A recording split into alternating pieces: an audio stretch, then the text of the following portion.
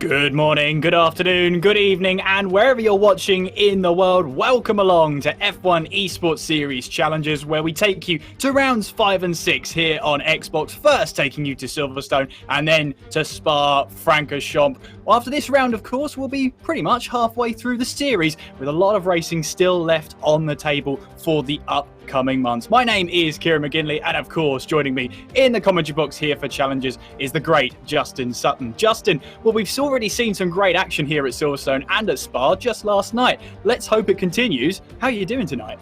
I am doing fantastic. Thank you so much, Kieran. Happy to be here. Happy to be back for the second day of racing this week. Of course, we got another day tomorrow as well, too, but it is the Xbox side this time, the platform with the drivers that I'm most familiar with, but again, still new faces, as there is every year. And certainly I'm expecting very much the same sort of excitement as we got yesterday. Anything close even to the level of excitement that we got yesterday would be just fine with me. Well, absolutely. And of course, remember yesterday in PS4, it did rain for qualifying at Silverstone, typically British weather. We'll have to wait and see how the weather behaves when we head there this time around. But I think it's safe to say the weather at the British Grand Prix is as predictable as anybody winning challenges. I mean, for the first time yesterday, we had someone have a repeat win. Someone has finally got 2 wins in challenges, and that happened last night, Justin. It just shows you how competitive this field actually is. Yeah, it's absolutely incredible, and it's my favorite statistic. How long we went in this 2021 season without getting a second winner or a winner for the second time. Absolutely insane. And Timon did it, though. He became the first one. He's leading the championship. Things are looking great for him. He's past the halfway point of the season and in control of the championship. And I imagine there's going to be at least a couple of drivers on the Xbox side hoping to do the same thing. The rest of them just hoping to be firmly in the top 6 for the meantime. I'm sure they'd be happy with that. And that top 6 is the all-important part they want to achieve. And we should probably get you up to speed with those championship standings as we head in towards event number 3 tonight. And it's so close still in this part of the series, and it will continue to be this close as well, as we will hopefully get you those standings coming your way. And there you can see Caden Lutt is leading the event then so far on 61 points. Is Antoine Desaliski in second place, Zach Oates in third, Connor Muir in fourth, Jonas Rutten in fifth place, with Suna Thibault rounding off the top 6. It's a bit of a jump down then to Leroy Brown on 28 points, but still well in there with a shout. Christopher Parry, in some red hot form recently, has jumped all the way up to 8th place after event number 2. Miko Hautayoki in 9th place, and Iwan Lanawa is rounding off the top 10. To take you through the rest of the drivers here on the Xbox side of challenges, it's Sam McLean in 11th place, Chandler Sater in 12th place, Sam McCain 13th with Jaden Munoz in 14th, Andrew Korapi and John Evans still yet to score a point on the board here in challenges. But we saw PS4 last night. Everybody is now off the mark. Everyone is on to a point scoring statistic. Could the same happen tonight here on the Xbox side? Well, we'll find out very shortly. Well, we should turn our attention then, Justin, to Silverstone. I mean, it's a really legendary track, pretty much the birthplace of Formula One. The very first Formula One event was held here all the way back in 1950. It's where the championship starts, and we always love coming back here. It's fantastic. You love the history. I like the updates as well too. I like the new layout. Well, it's not so new anymore. It still feels kind of new, I guess, a little bit. But yeah, it's not new these days. But it's absolutely fantastic, and it really suits these modern Formula One cars. It really does. And of course, that new layout coming in 2010, although they used the old start finish line in 2010. In 2011, they then finally moved it over to the new clubhouse, where we now have the Hamilton Straight. And a big part of Silverstone's history is those corner names and straight names. You don't use corner numbers here. You've got to really revise and look at all those corner names, because that's all anybody ever recognizes around Silverstone. So now the newest edition of course, what you're seeing right now just behind the graphic is the Hamilton Straight, Justin. Well deserved as well too.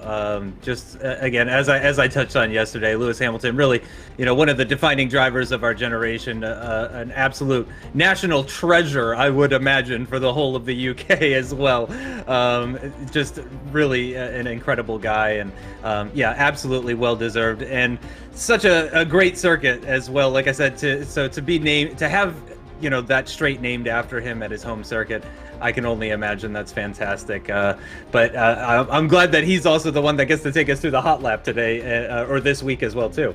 Oh no, you've ruined the surprise, Justin. No, how could you do that? Well, I will say though, of course, we come to a circuit that's had so many legendary corners over the years. We've got, of course, Copse, Maggots, Beckett's, through Chapel Curve, down the hanger straight towards Stowe, Club Corner, which still remains there. It used to be halfway around the track, of course, before 2010. Now it's the final corner leading onto the Hamilton Straight, and new corners that have come about, the flying corners of Abbey and Farm, which really you can try and take flat out. I mean, late on in the 2010s, they did try and make it so that the Formula 1 drivers ran through there with DRS wide open, although it was quickly realised it was maybe not such the greatest idea in the world. Yeah, exactly that. A bit terrifying. I remember playing the old F1 games where you had the free use DRS in qualifying sessions and stuff like that. And it was scary in pixel format, never mind in real life. I'd probably have my eyes closed going through that corner. So it's truly something. But I'm a big fan of it. For a turn one to be kind of flat out like that, it's not really an overtaking opportunity. It does provide a bit of chaos usually on the opening lap, but really Village is sort of like the first opportunity that you're going to have to get into that heavy braking zone and put the cars side by side. Of course, we come to a circuit that's really famed for its high-speed corners, such as that Maggots and Beckett's complex, which of course means you've got to have a lot of aero to try and get yourself through those corners at the highest possible speed. You've got Copse Corner, which in qualifying, drivers will be very tempted to go through there flat out. Some of them can with the setups that they brought along with them today. What that also means, though, is you've got to keep tyre temperatures down, which means you have to make a couple of adjustments there. I mean, Silverstone, you really have to get this setup absolutely spot on. Yeah, it's pretty punishing, this one, and it can really bite back if you get any sort of mistakes. Like high speed is the majority of this circuit. You're on the throttle for a lot of it, and if you make a mistake, you can end up in pretty far into the grass or buried in a wall as well, and absolutely ruin your race. And with these 25% distance races as well, any small mistakes can be quite punishing. Indeed they can, and we've got, of course, short qualifying coming up for you, which is, of course, 18 minutes to decide the grid for the first race. And when we head to Spa later on tonight, it will be one-shot qualifying around one of the longest circuits on the calendar. But we take you now on a lap of Silverstone, then 18 corners takes us around 5.8 kilometers. Let's see how that's done as we head through.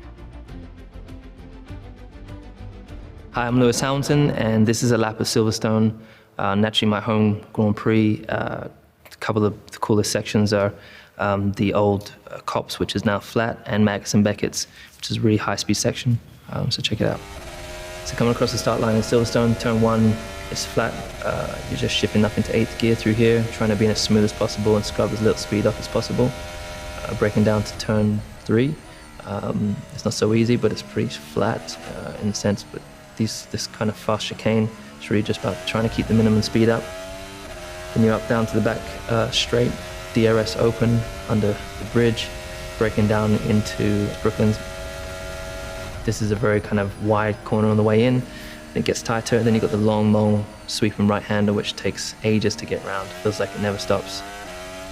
And it's an odd line, it's multiple lines through there. Then down the old pit straight, flat into Copse. Very, very hard to find the right turning point. You can't go too wide, otherwise you get a penalty on the exit. Then you're flying up to Maggots and Beckett's. This is flat out here, but positioning is everything to line yourself up for the exit of 13, which is here. Very, very bumpy, and everything's kind of rattling in the car. Then flat out down hanger straight, trying to set your position, eyesight set on Stowe Corner, which is incredibly fast. And it's really about having a compromise of entry, mid, and exit, breaking down to a short chicane, and then flat around the last corner.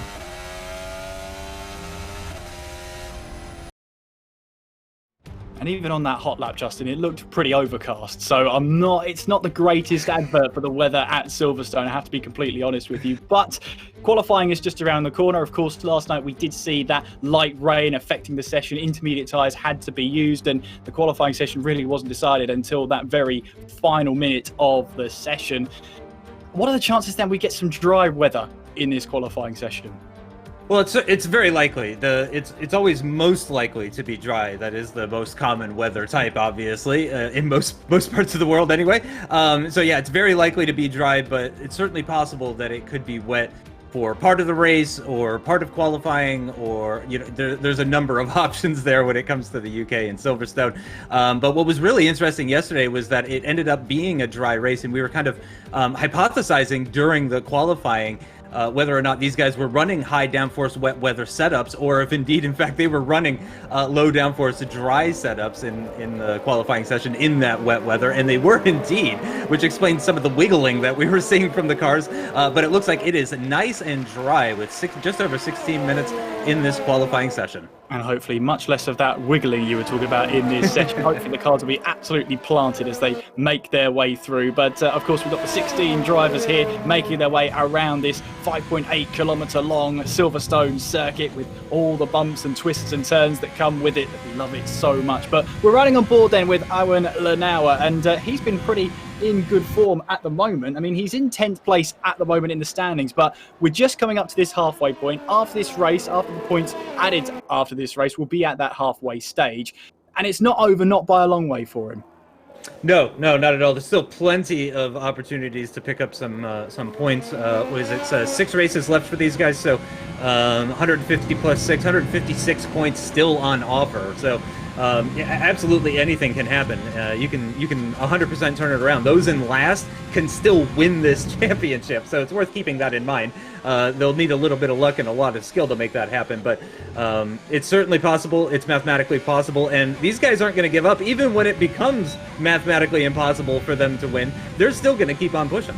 They really are. We're riding on board with Lanauer then as he makes his way on towards Brooklands, then chucking the car in down to 4th to try and get that car steered in, and then we go down to 3rd, down to 2nd, then back up the gears to reduce that wheel spin going through Luffield, and then it's flat out through Woodcote here and towards the old turn 1, getting right up and close and personal with that wall on the right hand side to try and shorten the run towards Copse. Flying through there, I did not hear a lift at all going through there from Lanauer. He's fully on it here, fully sending it through Copse. Now go through Maggots now, trying to get the car lined up here. It's all so crucial there through Beckett's, then through Chapel. You saw the car getting a bit nervous on entry in towards Beckett's there, but it was nicely collected by Lanauer as he heads his way now down the Hanger Straight and towards Stowe Corner. Let's see where that braking point is. Flicks that car in there, got a lot of confidence in his setup there. Don't take too much curb on the exit though as you make your way down Vale and in towards this club corner section, really attacking the first part of club there through that left-hander to try and open up the corner through the final couple of corners and across the line. It is a 1:23.7 from Iwan Lanauer, and of course it's the fastest lap. It's the only lap so far that's been bested just then by Caden Lutt with a 1:23.714. Well, Iwan is on par with the current championship leader, because I was going to say I'm not sure if that's a good lap, but it certainly looked good, and now that we're starting to get more and more times coming in, we can confirm that is a good lap actually from Iwan. So good job from him, currently sitting in 3rd as more times continue to come in. Clenzo and Burraps getting into the 124s. Thibaut Sooner as well, just a little bit higher than a 124, 124.071. But yeah, lots of times coming in, and yeah, it seems like a 123.7 is a very nice banker lap for this group. It really is. Here comes Leroy Brown across the line then. 6th place for him, 1:23.922. Puts him onto the 3rd row of the grid. And of course, for Leroy Brown, he's just on the cusp there. 7th place in this series, 28 points, 12 points behind Suna Thibaut, who's rounding off the top 6 right now. I mean, he's got a bit of work to do, but at Silverstone, he looks pretty much on the pace there. Only 2/10 off the lead time so far. And as you can see, the top 11 with the quote-unquote representative times are well within 1 second of each other. We've got Pinecone there, of course, Christopher Parry. He had a great event too, didn't he? Rounds 3 and 4 really finally seemed to click for him.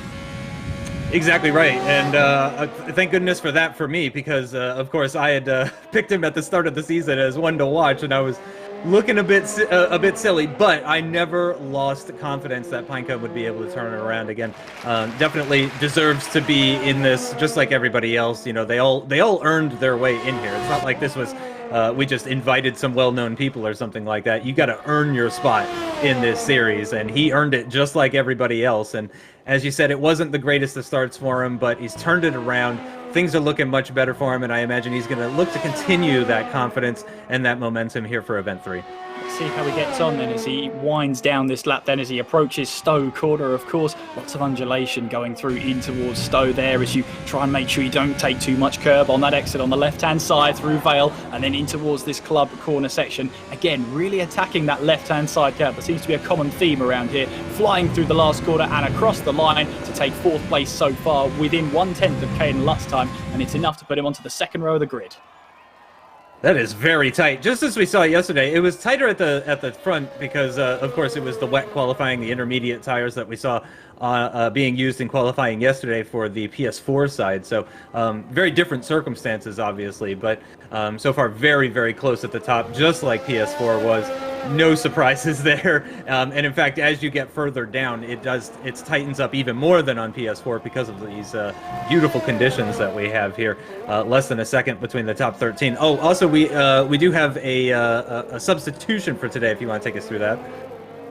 Yeah, I think it's that Sam McCabe has had a name change, so he's coming up as a Keneal there in 13th place. So if you're trying to keep up at home, that is actually Sam McCabe. So he'll be one to watch out for. Just so you know now, keep us all up to date. Everybody else, though, should be at their names they were given to us at the very start of the season, or at least very, very similar. Riding on board then with Connor Muir as he takes us through now in towards these lovely Aintree section on towards the back straight that is the Wellington straight. DRS wide open as he now tries to attack Brooklands. He's got a car up ahead of him, but I don't think he'll be too concerned about that at the moment, though the closer he gets, the more he might worry, as that's Clenzo on his left-hand side there. So that's Sam McLean as he now makes his way through.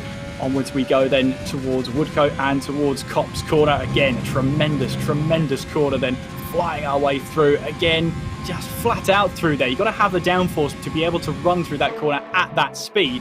But as we were talking about, Justin, you've also got to have the downforce where you need it, down the hanger straight. Maybe not so much in qualifying because, of course, you have the DRS, so you get that less drag in qualifying, but especially in the race, you can leave yourself a little bit vulnerable going down to Stowe. Yep, exactly right. It's a course that really demands a lot of things from the car. Like you said, you want that downforce, you want that top speed as well, as I mentioned earlier as well. Just a lot of on-throttle time here at Silverstone. Whoa, that's a lot of wiggling. That is not the best way through the final corner, and it is going to be 2/10 off for left at only 9th. But I imagine that would have been a lot closer to the front had he not had those big issues right at the end of the lap there. Yes, and well, obviously he's still got plenty of time to get another lap in, so it's not the end of the world for him, and it's still good enough for 9th fastest. And just to really take you through that, just look at those gaps there. Down to 14th place is 0.655 seconds within Caden Lutt's provisional pole position lap time. And if you take it down to the top 7, that's within 2/10. Take it within the top 4, it's less than 1/10 of a second. I mean, there is literally nothing to separate these guys. If they make just that one tiny mistake, as Connor Muir did through the final corner, it costs you 1/10, 2/10. It can cost you a whole raft of positions. Exactly. It sure can. Really punishing when it's this tight. You have a tiny mistake and it can cause problems. Also, small correction. We were a bit confused there. Keneal is actually replacing Sam McCabe for today. That's not a name change. That is actually a completely different person. That is Kenneth Lundqvist is actually taking Sam McCabe's place for today. That's not a permanent thing, just for today. Yeah, just wanted to clear up on that one. But yeah, the rest of the grid is as you would expect, and yeah, we're into the second half of qualifying now, and it's already this tight. Look at that, Clenzo making it even tighter. It's now less than 4/10 for the top 13. And that is Sam McLean there. So let's, I'll try and get that right. I've got the mistake out of the way now. As Zalewski, 23.6 now is our new fastest lap time in this qualifying session. Nice lap time from him then, puts him on provisional pole position. It's around about 700ths of a second, but I tell you what, that's all you need to take that really top spot in this session. There you can see that's Findayam who's making his way throughout the track then through this final sector now. He makes his way on towards the hanger straight. That's Mikko Hautajoki making his way down the hanger straight. And it's, well, for Hautajoki so far, it's not been his greatest series so far. 9th place in the series, 23 points. He said himself that he dropped a lot of points in the last round. He'll want to try and bounce back here. It's very interesting as well, too, the way that the Xbox side has worked out, because there's quite a gap that's formed in the team's championship. Let's see what Findayum's able to do with this time. Not able to improve on his standings. There's quite a gap at the moment between 6th and the rest of the field. Thibaut Sooner in 6th position on 40 points. Leroy Brown in 7th with 28 points. So a 12-point gap. Essentially, Leroy Brown needs a podium and some non-point scoring finishes for the guys ahead of him if he wants to break into the top 6. So it's interesting the way that's worked out. I'm sure that's gonna change. I don't expect that gap to extend further after the 2 races here today. But it's interesting to see how that's worked out, because it was very, very tight on the PS4 side coming into this 3rd event for that 6th place position, just outside of it and just inside of it. Whereas on the Xbox side, we've got quite that gap just outside the top 6, and it's very, very close from 3rd through 6th, with only 3 points separating 3rd all the way down to 6th. It's 4 drivers separated by 3 points. So extremely, extremely tight inside the top 6, but then yeah, you just have that little bit of gap there, but that may end up just being motivating for some of these drivers.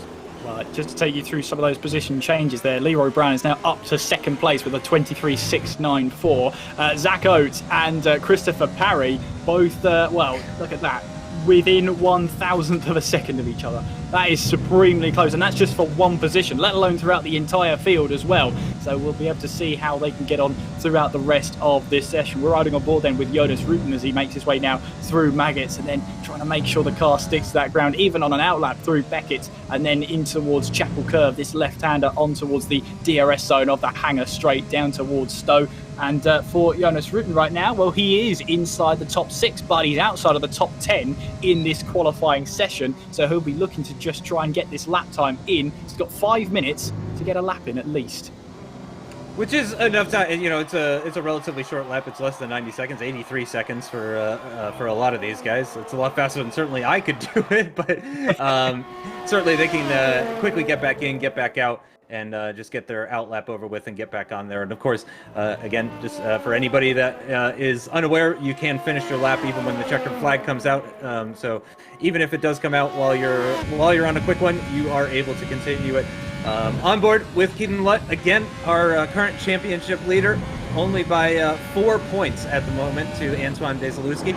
But he is the current championship leader, and you have to imagine feeling pretty good coming into this 3rd event. Again, he's got 33 points on Leroy Brown in 7th position. You imagine he's going to be feeling even better. Look at that time. It's 1, 2, 3, 5, 4, 6. It's so close to being so good for my OCD. I would have enjoyed that. Oh, that would have been great, wouldn't it? That would have perfectly lined up. But we still got 3 minutes, 57 seconds to go. It could happen. Still happen. It still could happen for you, Justin. If anybody of the Xbox drivers can hear us, let's make it happen. But Caden Lutt goes quickest then with a 1:23.546, puts him at the top of the table. Antoine Desilewski winding up for his lap, and he will try and post a response in around 83 seconds time as he now makes his way on towards Abbey and Farm Curve. Such a quick right-left-hander here, and then it sets you up for Village then. It's hard braking as you make your way in towards the tight right-hander, then in towards the loop, one of the slowest parts of the circuit. Really, really tempting to put that throttle down, but then of course you just run that risk of spinning up those rear tyres.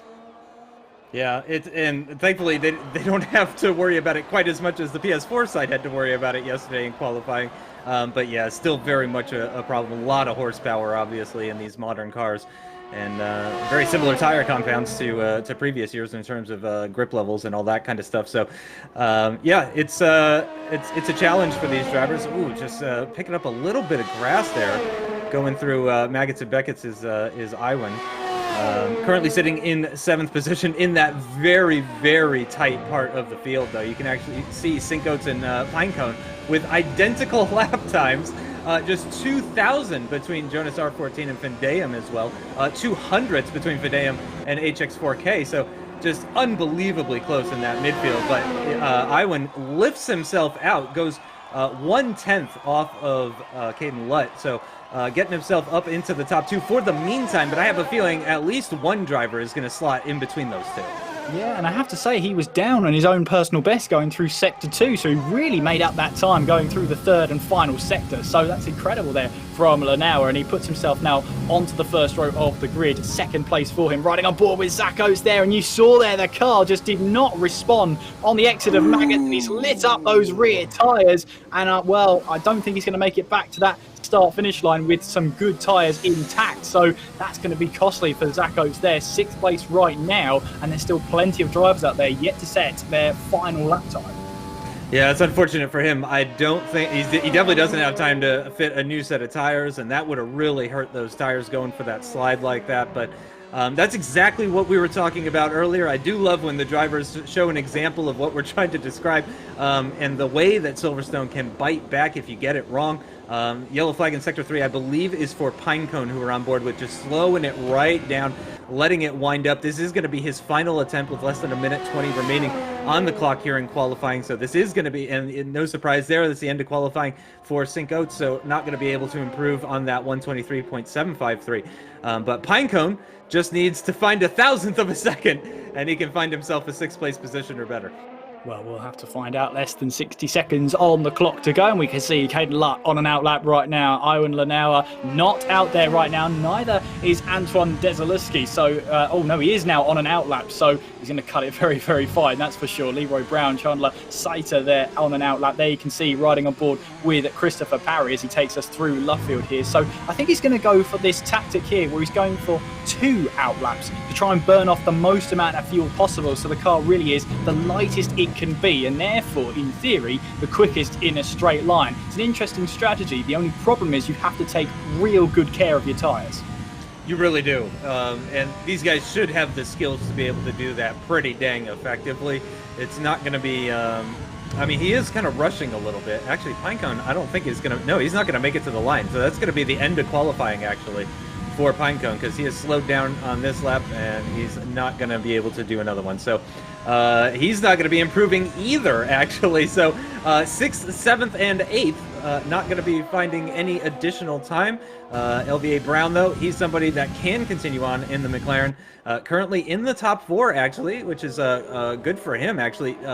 Leroy Brown tends not to be the best in qualifying. He's much more of a race pace sort of guy, tends to gain positions in the race. So to see him this far up, that's a little bit scary. When Brown is this high up in qualifying, I think you're going to see a pretty good performance from him. Well, we shall have to wait and see as the, I believe the checker flag has come out now, because Iwan now has got a checker flag next to his name. Hooperlicious there. Jaden Munoz has taken the checker flag as well, starting outside of the top 10. So too will John Evans. He's just retired in the HX gamer tag, you can see there, as that is Leroy Brown onto the grass. And I think that's safe to say that's his qualifying session over and done with. There is Christopher Parry. He is on a flying lap right now as he makes his way now on towards Copse Corner, flying through that right-hander there, and riding on board now with Caden Lutt. He's on provisional pole position as he flicks the car in towards Stowe Corner, then onwards we go then through Vale and then towards this club corner section, braking hard now down to 3rd gear to try and keep the wheel spin at a minimum, up to 4th to do the same, round club corner and onto the Hamilton straight. Can he go even quicker? Yes, he can. 1:23.464, and Justin, you're not going to get that time in a row. You're not going to get those numbers in a row, but you are going to get an even quicker lap time. Here comes Christopher Parry then, currently P9, just under 3/10 off the lead pace right now. Can he get himself up the order? Yes, he can. He gets him onto the 3rd row of the grid. 6th place then from Christopher Parry. There's Antoine Desilewski then making his way through the club corner section. 3rd place right now. Can he get himself even quicker and higher up the board? Yes, he can. 23.603. That puts him into 2nd place. Here comes Suna Thibault then. No, he dives into the pit lane and he will abandon that flying lap attempt. So that will do it then for qualifying, and Caden Lutt is on pole position by just over 1/10 of a second with that 1:23.464. And if I'm going to quote Justin here, so close once again. It really was. Pinecone, by the way, I thought that was really interesting. This just highlights how close this field is.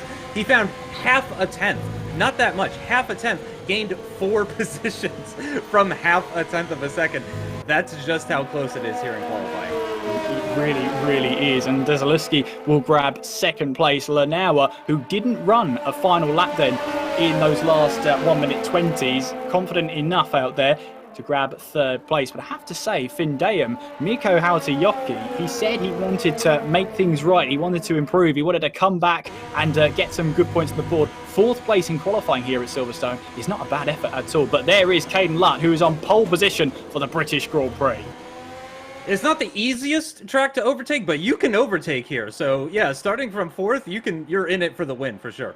Well, let's take you through that qualifying order. Then it is Caden Lutt who grabs pole position for the race. Desaliski in second, and Lanauer rounds off the top three. To take you through the rest of the order, it's Findeum in fourth, Brown in fifth, Pinecone sixth, Suna in seventh, Saiter in eighth, Oates in ninth, and Jonas rounding off the top 10. John Evans in 11th, Hupalicious in 12th, Lefted in 13th, Clenzo in 14th, Boraps in 15th, and Keneal rounding off the top 16. All drivers within 7/10 of a second within that pole position time, immensely close. And as you can see, anyone starting outside of the top 10, so that's HX downwards, will get to start on any tyre they like. Anyone inside of the top 10 will have to start on the tyre they set their fastest lap on in qualifying. So that is where the strategy will really come into play.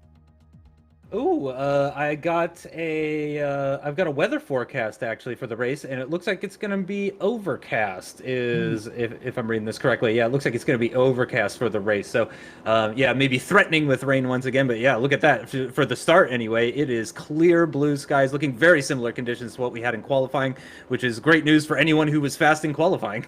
Yeah, absolutely, and that's great news for them because, of course, it means they brought the right setup. They've got the right setup on the car, and obviously the drivers would have seen that and probably prepared better for that occasion. But as we count down now in towards the British Grand Prix, we're going to have a bit of a race on our hands then. Can the likes of these drivers make sure they keep up their pace going in towards the race? Well, Justin, I'm going to hand it over to you because I need you to pick someone who's going to be impressive tonight. You've only got 10 seconds to do it.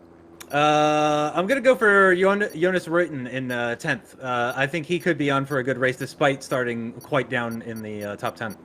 Well, we shall have to wait and see how it all plays out then as we head to the British Grand Prix here for the F1 Esports Challengers, and we count up those 5 red lights here at Silverstone. It is 5 red lights. We're racing in Silverstone. What are the starts like? Caden Lutt has got a good start off the line, so too has Desaliski's dropped back the order there, but there you can see how Hautajoki's got a good start, so too has Lanauer, as there's a car off in the background there, falling down the order, but trying to rejoin there as we now pile our way now in towards the third turn through Village. We've got the Red Bull there of, I think that's Rutten there, having to take a little bit of evasive action, but everybody, I think, has made it through the first couple of corners now, filing their way through Aintree and onwards now the Wellington Straight. You can see it's just a scrap for positions right now in these early stages, making our way now in towards Brooklands there, watching Thibaut Suna. We've got the 2 Red Bulls going side by side. We've got Rutten there up the inside. Desaliski's fallen down the order there. I think he had a couple of issues at the start, and that will not help him whatsoever to get back into the rhythm. He has dropped to 7th place. Caden Lutt, though, leads the way with Lanauer in second and Leroy Brown rounding off that top 3. And you can see here, Thibaut Suna's got a good run on Desaliski as we make our way now in towards Maggots and Beckett's for the very first time, trying to make sure you get through there in one piece. Of course, your tyre temperature is a bit lower than they were in qualifying, and you've got the dirty air and a race full load of fuel as well, so you've got to be really careful, but that looked relatively clean off the start. I gotta say, it's rare that I am this accurate, but Jonas Reuten from 10th to 6th in like a handful of corners or something like that. I know I picked him as one to watch. I didn't expect to be so right so quickly. Absolutely, as Conor Muir has come into the pit, 3 drivers into the pits then, as we see there Saiter looking for a move on Thibaut Suna as we make our way in towards the first corner of Abbey, but it's not quite there for him. Maybe then down in towards Village, but no, not quite. He was thinking about it though. You could see him sizing up the move, sizing up the opportunity, and getting a Saiter move on him, but not quite there. Thibaut Suna holding on to 8th place. Desaliski will look to try and get away from these drivers. Of course, DRS not active just yet. It will be active and activated on the next lap round, but Caden Lutt still leads the way. Owen Lanauer in second, Leroy Brown in 3rd place. Then you can see Findeum in 4th, Pinecone 5th, Jonas in 6th, Antoine 7th, Suna in 8th, Saiter in 9th, and HX is rounding off the top 10 so far, but he's on a good run here to try and catch Chandler Saiter. I'm having a look to see if any of these guys have any sort of front wing damage or anything like that. I haven't spotted any, but I've been on the lookout. Certainly Antoine, for example, having dropped all the way down to 7th position, I get concerned that maybe he's picked up some front wing damage somewhere. But for the guys on the soft compound of tires, that's not necessarily such a bad thing. You can go pretty early into the pits and make those mediums last till the end. We saw some early pit stops yesterday that weren't, a massive problem, but we also saw yesterday the overcut can be quite effective. So certainly I imagine some of these drivers are going to be looking to at least consider that as an option. Well, we saw yesterday, didn't we? We saw a certain driver make it 12 laps on the soft tyres. Yes, they had a drive-through penalty, but they did make it 12 laps out there before they then had to come in and make their mandatory stop to go onto a set of mediums. It can be done. I don't know whether it's the first choice you want to make, though, in terms of tyres. No. No, certainly not. Yeah, it wouldn't be the strategy that I would go for, but needs must. I guess that, if that's what the situation calls for, then you can go for it. But Findayem here in the 4th position that he started in the Mercedes, running very close to the back of Brown. Lap 3, of course, DRS is activated now, so that's going to be a benefit for those that are within the range, and especially those that are within DRS range on a car that's not picking up DRS. So Iwan might fancy his chances here on Caden Lutt, but you would expect that Lutt's been preparing for this lap and is ready to deploy some ERS, do whatever needs to be done to defend from that car behind. I mean, of course, you would, in your race sims, normally run a couple of laps at least without the DRS and try and just learn how to defend and what moves you need to do to defend. As Hautayoki closes onto the back of Brown here as we make our way now in towards the flying right-hander of Stowe Corner. Not quite the move on just yet, but Leroy Brown decides it's time to change up his tyres and heads for the pit lane. And we saw yesterday how tricky that pit lane is. You're going from well over 210 kilometers per hour. You have to slow that all the way down to 50 for one of the longest pit lanes, I think, on the calendar. It goes on forever. It really does, and it's so slow as well, too. It just feels like it goes on. And Findayem actually in some real danger here of losing the DRS. It looks like Antoine Desilewski is going to lose the DRS in 4th position. Oh, just ever so slightly does Findayem manage to pick it up, and I imagine he's going to be deploying some ERS, trying to close this up, make sure he doesn't fall into the clutches of that Red Bull behind. I went up ahead, not able to mount an attack into the left-hander of Brooklands, so he hangs back in the meantime for 2nd position. I wonder if Iwan is even interested in necessarily making the overtake at the moment. He may just be content to sit there and try and break away from the Mercedes behind. They haven't been able to do that just quite, though. Findayem closing in ever so slightly. He's found about a 1/10 of a second or so since we last checked in when the DRS detection was going on. But on board with Pinecone, and I believe Pinecone has been into the pits. Yeah, he's onto a fresh set of mediums. Yeah, and we did see yesterday that the undercut can have its advantages as long as you make it out of traffic, as long as you're not held up. Otherwise, those drivers that have got the clear air will have the advantage. So for Pinecone here, for Christopher Parry, he's got to try and get past drivers, and he's close right up to the back of Leroy Brown here, and with no one ahead of Brown for him to have some DRS in that McLaren, this is the perfect opportunity for Christopher Parry to try and find his way past. Down at the Hangar Straight, he'll size his way up as Saito sets the fastest lap of the race. Down now the Hangar Straight, DRS will be wide open, and can Pinecone find his way through? He pulls to the right-hand side of the track, takes the racing line, and moves now up into 8th place. So nice move from Christopher Parry. That was a move he needed to get done. Ooh, wow, Jonas just flying right up to the back of the McLaren. I'm not sure if they made contact or not there, but just look, just nose to tail through the final couple of corners. A bit of a gap starts to emerge as they accelerate down the Hamilton Straight, but very, very close to one another. Oh, yes, and then the super exciting pit lane exit is just going to make things extremely exciting into Village here. Yeah, Rutan just about gets ahead of Thibaut Suna. Suna has to rejoin behind as they now make their way through now on through Aintree and to the Wellington Straight. Let's see though, because there goes Christopher Parry, who's got the inside move on Hautayoki and moves now up into 3rd place. Meanwhile, behind them, Connor Muir and Caden Lutt are battling over 6th place as they now make their way through Luffield. And is that Conor Muir? Yeah, he's just about stayed ahead, but he does have a penalty next to his name. He has a 5-second stop-go penalty for speeding in the pit lane. Caden Lutt, though, has he got the move done? Yes, he has. He got the move done going through Woodcote there. So maybe Conor Muir lit up the rear tyres, exiting out of Luffield, and Caden Lutt has taken that position. He now moves up into 6th place. Chandler Saiter, though, now finally comes into the pit lane, and Iwan Lanawa is, well, he will be the effective leader of this race. Saiter has tried to stay out as long as possible, maybe to have a bit of clear air. Caden Lutt now onto the back of Leroy Brown. Will he think about a move up the inside of Stowe? You bet he will. Takes the inside line and takes away that position. Caden Lutt not hanging about. He's straight up into 5th place. Multiple overtakes in a single lap is always the sign of a talented driver. You do have a little bit of disparity when it comes to the tire compounds and the health of those tires and all that kind of stuff. Chandler Saita becomes the next to come into the pits, and that does allow Iwan to take the lead of the race from Pinecone with that 1.5 second gap.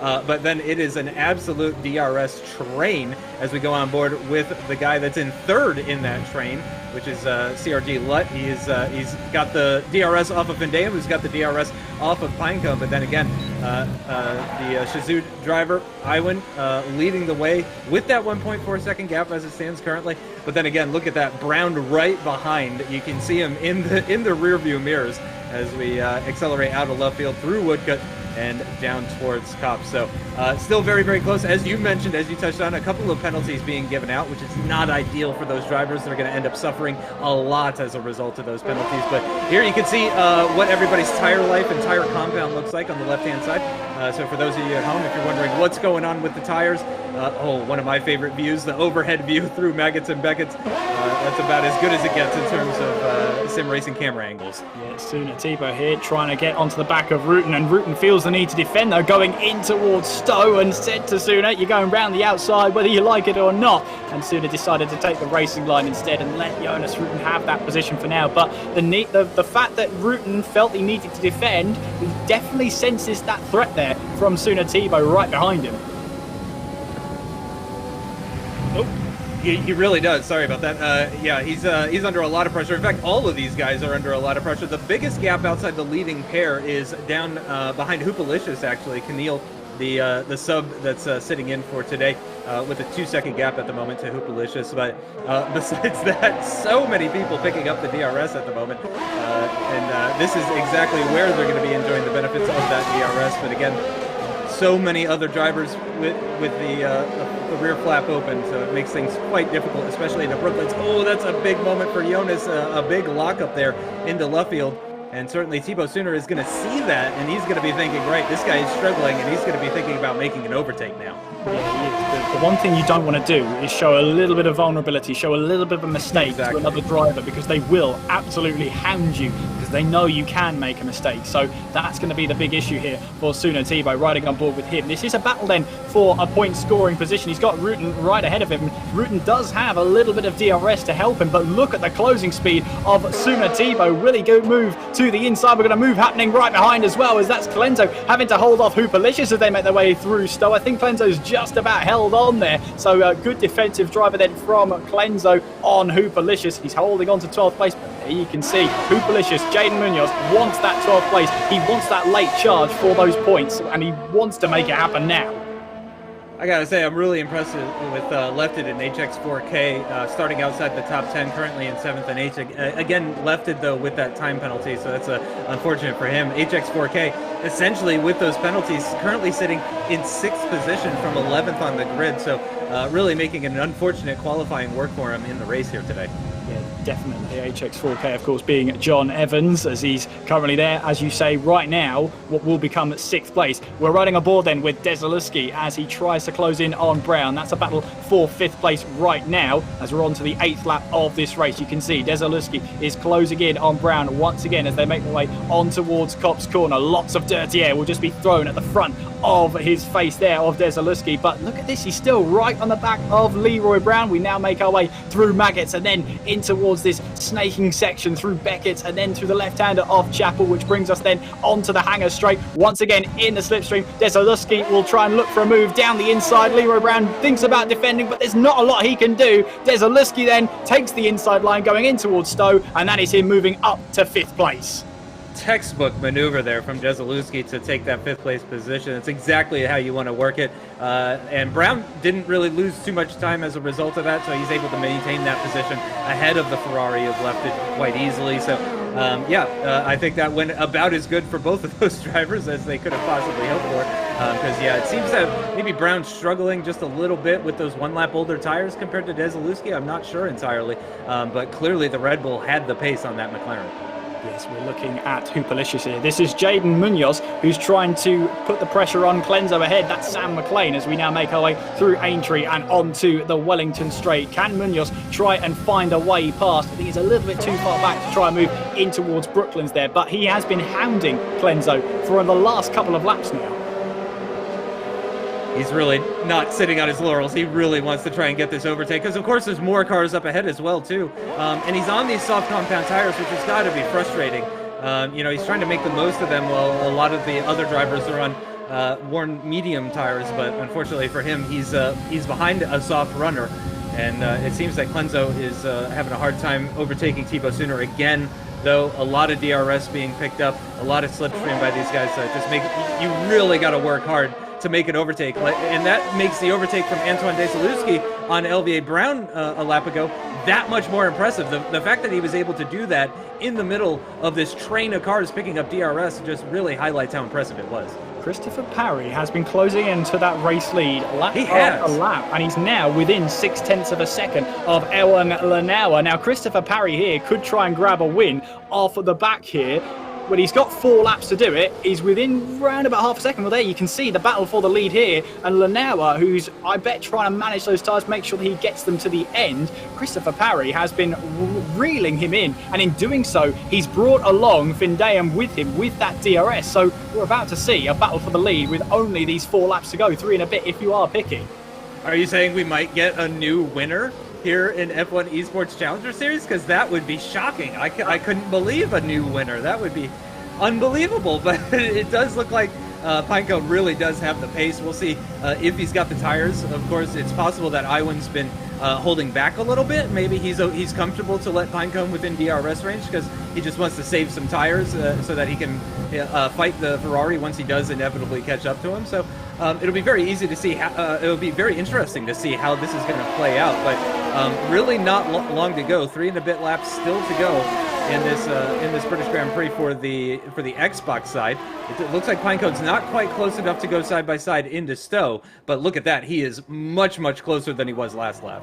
He was indeed. He's cut that gap down by at least 0.3 of a second on that lap alone, possibly 0.2 now as we're going by that live timing there. But we now have 3 laps to go, and Lanauer here has got a huge task on his hands to try and hold off the charging Christopher Parry. It just seems like the last round he's really come alive. Caden Lutt though looking for a move on how to Yoki, then going in towards Village. He's got the inside line going in towards the loop there. A little bit of contact between the two of them. How to Yoki's got the outside line as we make our way through Aintree. Caden Lutt's got the inside line. They're going to run side by side down the Wellington Straight and towards Brooklands. This time though, Caden Lutt has the inside at Brooklands. Can he take advantage of that one? How to Yoki will try and get around the outside. Little bit of a back end loss there for him, and again can't keep that car under control. Jeselowski takes advantage there, and well, Findayam there will be feeling a bit hard done by. He was running 3rd, and in the space of a couple of corners he's now down to 5th, but he's not out of this yet. There's still quite a way to go. I'm not sure. It was difficult to see from that angle. I'm not sure if Lutt was giving Findayam a bit of a hand there at the entrance of Luffield when it comes to the back end stepping out on that Mercedes. I'm not sure if Lutt had anything to do with that or not, but of course, if there's anything that needs to be looked at, that will be looked at by our stewards in as timely a fashion as is humanly possible. But Lutt's now got quite a gap up ahead of him after so many corners side by side with Findayam. He's definitely lost a little bit of time to this leading pair now, but Iwan's still holding on to the lead ahead of Pinecone. They have a little bit more of a buffer down to the current championship leader of CRG Lutt. But yeah, I have to imagine as we start this penultimate lap of this race that has absolutely flown by, I imagine all of these guys are just absolutely sweating bullets and on edge. Well, They would be at this point. Christopher Parry, though, and Owen Lanauer are going to go toe-to-toe for this battle for the race win. And Lanauer, you can see, really moving over to the left-hand side to try and break the toe and break that little bit of slipstream that Christopher Parry would have had going in towards Brooklands. Every little helps, of course, and you are allowed to make one defensive move and then one move back to the racing line. That's a totally fair move. And Lanauer is just using everything. He's read the rule book right before this race. He knows exactly what to do to try and make that the widest Haas going around here. Sorry, the widest Alfa Romeo going around here at this moment in time. But you can see Christopher Parry is closing by quite a bit now, making our way through Maggots and then through Beckett's and Chapel once again for this penultimate time. Is this going to be a lined up move from Parry as we make our way on towards the hangar straight? You can see Lanauer there is doing everything he possibly can, but here comes Parry then trying to close in. Is this going to be enough to get a move down the inside? No, it's not, as he's really got only one more chance, using Stowe as that little bit of an overtaking opportunity to get this race win. Lanauer is holding on there, he's hanging on, and really he's only got about 5.8 kilometers to go as we head on to the final lap. And I imagine Iwan is going to be really interested in Caden Lutt bothering Pinecone, but I'm not sure if that's going to happen. The two Comrade Gaming drivers, I don't know if they're really going to get stuck in with each other like that or not, so Iwan might not get what he probably is hoping for here, but let's see. Oh, that's a much better exit for the Alfa Romeo. That's going to help him immensely with the Ferrari as he closes up to him. But look at the closing speed. He's going to defend to the left-hand side, but no, inside line actually for the Ferrari. Goes a bit deep into the corner. Are they still side by side? No, he's got the corner for now. Alfa Romeo's going to try to go around the outside, but that might open the door for the Haas behind. He closes it, maintains second for now. Let's see if he can retake that lead. Christopher Parry now takes the lead on this final lap. Owen Lanauer still has the hangar straight. It's not over for him yet, going down towards Stowe, but it is Christopher Parry leading now as we make our way for the final time towards Maggots and Beckett's and Chapel. It's all about getting the right run through here, and then of course down the hangar straight. Lanauer will have the DRS, Pinecone will not, as we now make our way towards that hangar straight. DRS wide open then for Lanauer. Can he try and close in on Christopher Parry ahead of him, heading down towards Stowe? No, he can't. Christopher Parry here has held on, and so now all he needs to do is keep this on the track, keep it penalty free, and he'll be taking a win down in towards Club Corner section for this final time. And it's going to be Christopher Parry going towards the line there. There goes Caden Lutt trying a last minute move, but it's going to be Pinecone who takes the win, and towards the line, Iwan Lanauer just about takes that second place ahead of Caden Lutt, but Christopher Parry becomes the 5th different winner in 5 different races here on Xbox. He takes his first race win of Challengers. What a finale to that race. Absolutely insane. Really, really enjoyed that one. Huge congratulations to Pinecone. I had a feeling he'd pick up at least one win this season. I would say he's earned that driver of the day for sure. There's a few other options though, so if your driver of the day is somebody else, I would not be upset about that one bit. But look at that. If you're a fan of Ferrari power, you love this podium right here. Pinecone gets that first win. As you said, 5 different winners in the first 5 races. Still got another one to go. Don't go anywhere. I know people are riding that high from seeing that race, but we've got more in store as well. Oh, absolutely. And we're taking you to Spa-Francorchamps in just a moment's time. But let's take you through the official, unofficial results here for the British Grand Prix in Challengers. It is Christopher Parry who grabs his first race win in Challengers. Iwan Lanauer in second place. Caden Lutt rounding off the top 3. Then it's Vindayam in 4th, Brown in 5th, HX in 6th, Saita in 7th, Jonas in 8th, Antoine in 9th, and Clenzo rounding off the top 10. It's Hooperlicious then in 11th place, Lefted in 12th, Thibaut Suna in 13th place, with Keneal rounding off at least the top 14 for now. I mean, for Pinecone, of course, the last race he was in, which was of course Austria, he finished in second place. That was his best finish of the season. He's just gone one better and taken his first race win. That's now his best performance of the season. Just a quick note there, Vindayam grabs the fastest lap of the race, and because he's inside the top 10, he'll add 1 bonus point on to his points tally for this race. Well, that was a heck of a final lap, Justin. So much to unpack there. Yeah, that was exactly what I was hoping for, if I'm totally honest. And congrats to Vindayam, actually, for getting fastest lap in the top 10. That's not something we've seen very often so far in this 2021 season. So for him to get that, that's impressive stuff. And congrats to him for that extra bonus point. Who knows? That extra point might make all the difference come the end of the season. I mean, I did say at the start of tonight's broadcast, Christopher Parry was a man in form. I think he's just proved that tonight. He's had a bit of a struggling start at the moment, but I think he's here to stay within that podium shout.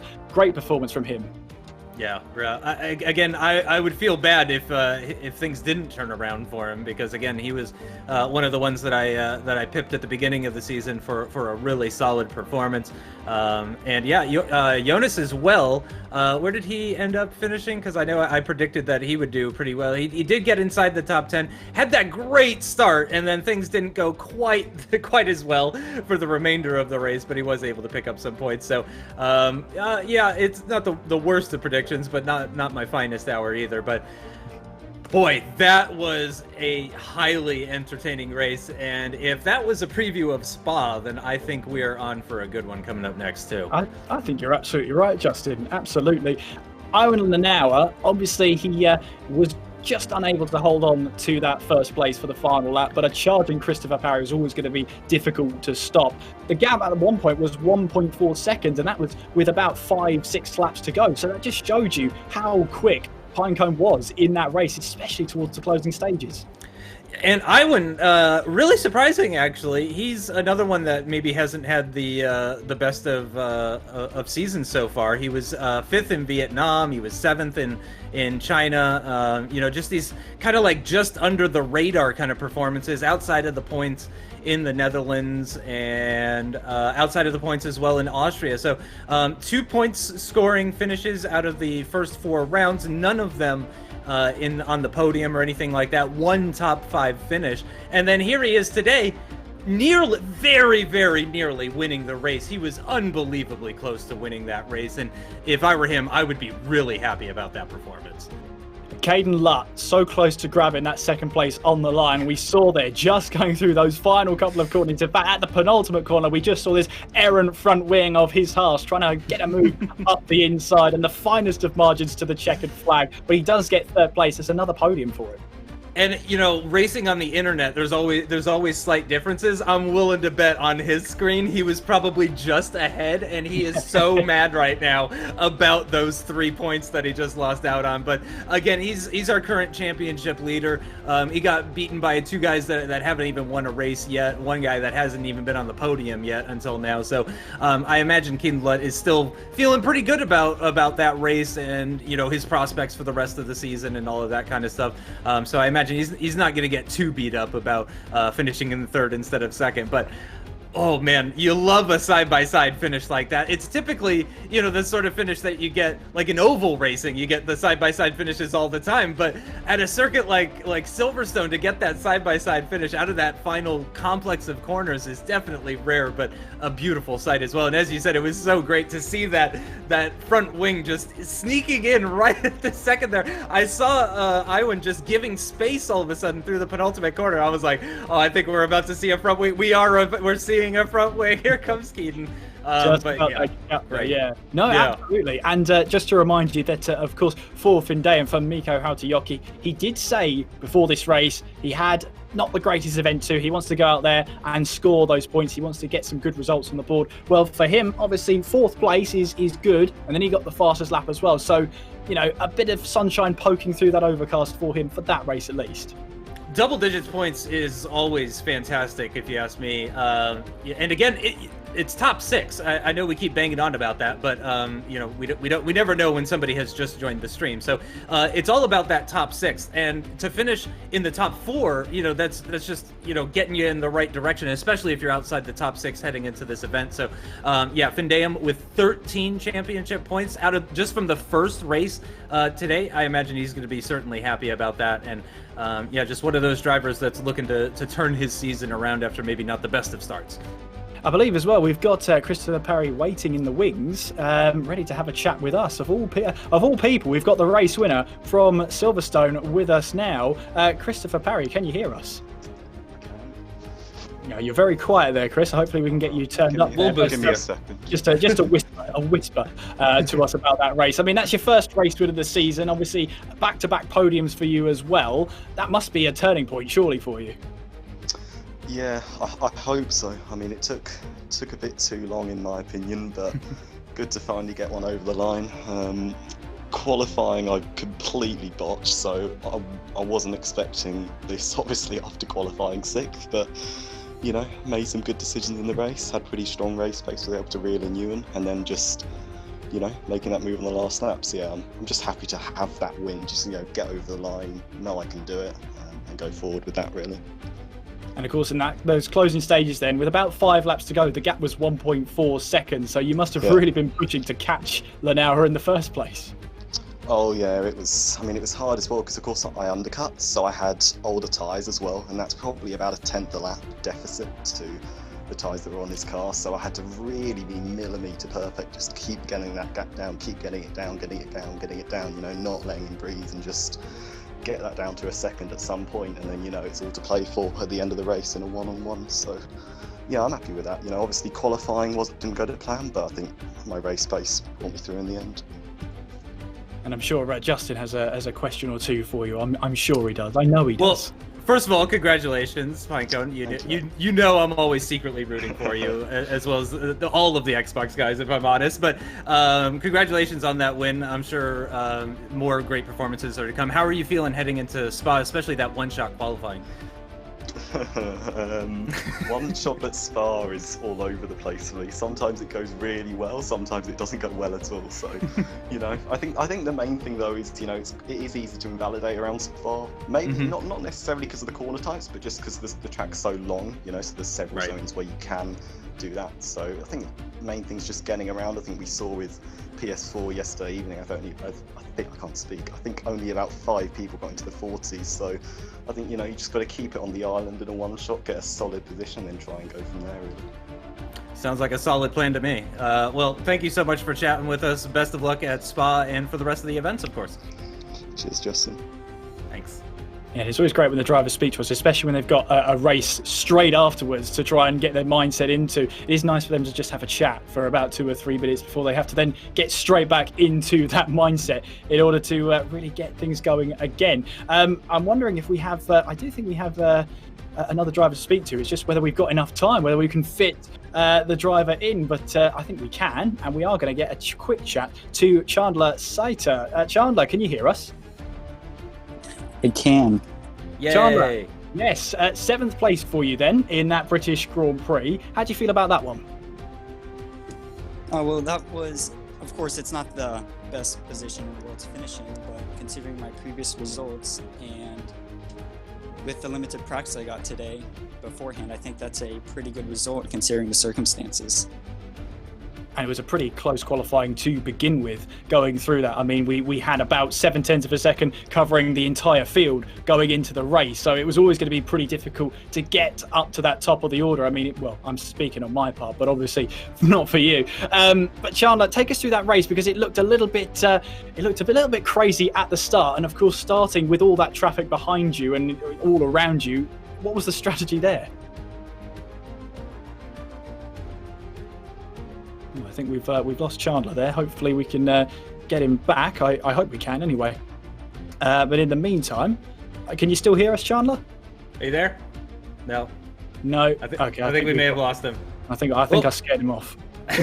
Well, at least we got to hear from him a little bit. We did. That was nice to hear from him, but he's probably focused on his race now, that's for sure. So we'll leave him to it. In the meantime, though, unfortunately, you've got us to deal with, myself and Justin Sutton, to take you along. But we should probably, at this moment in time, switch our focus now to the Belgian Grand Prix. Now, we've already spoken to Christopher Parry about that one-shot qualifying. He's going to find it a little bit sketchy going in there. 11 laps around this 4 meters and 7 kilometer long circuit. I mean, it's always great to go to Spa. Yep. Again, my favorite. I'm going to say it every day this week. I love Spa. It's long, it's fast, it's got the elevation changes. It's everything that's great in a racing circuit, if you ask me.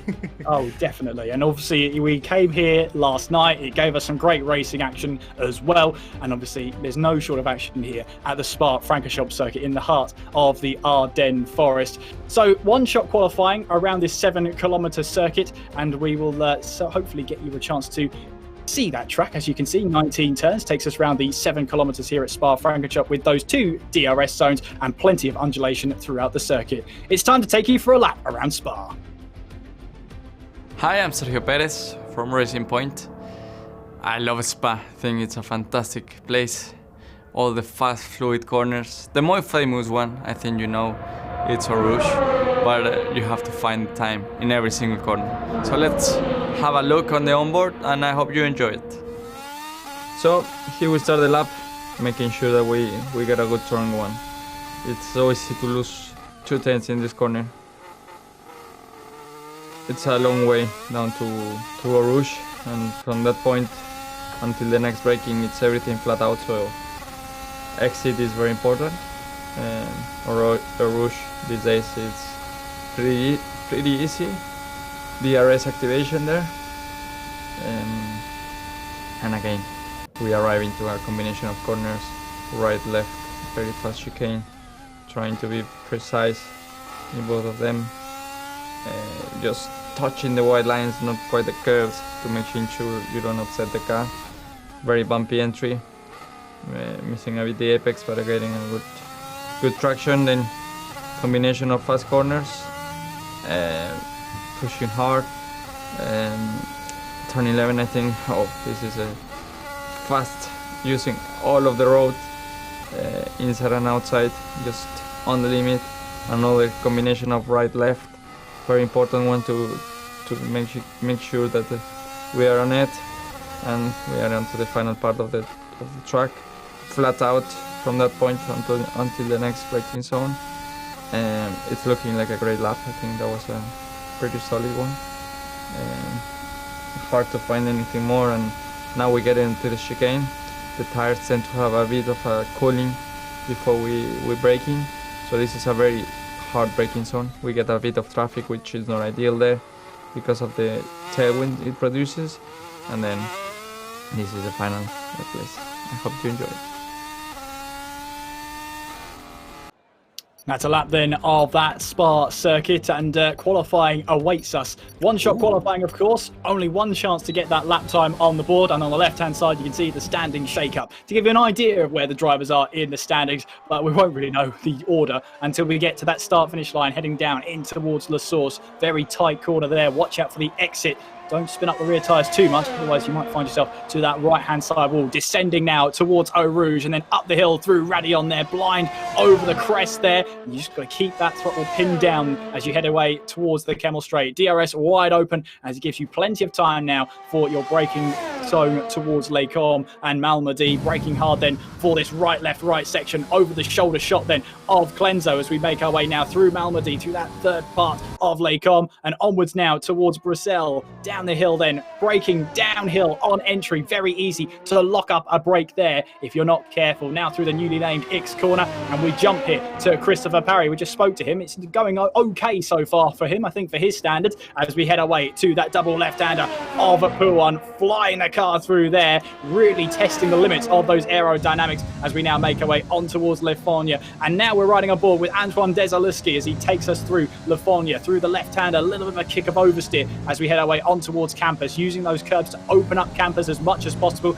and now are on our way through Stavelot, getting nice and close to the curbs there as well. Switching now to Caden Lutt as he takes us through Cours Paul Frere, and onwards we go towards the flying left-hander of Blanchimont, flat out in these Formula 1 cars in the race, let alone in qualifying, as we now make our way on towards that final chicane, as we'll start to see who is going to be on that pole position. Owen Lanauer is going to take us through the final couple of corners and onto the start-finish straight, and Owen Lanauer is going to grab pole position here, a 1:40.8 I think that was, as he takes that pole position. Great lap time from Lanauer, and pole position for him for Belgium Grand Prix.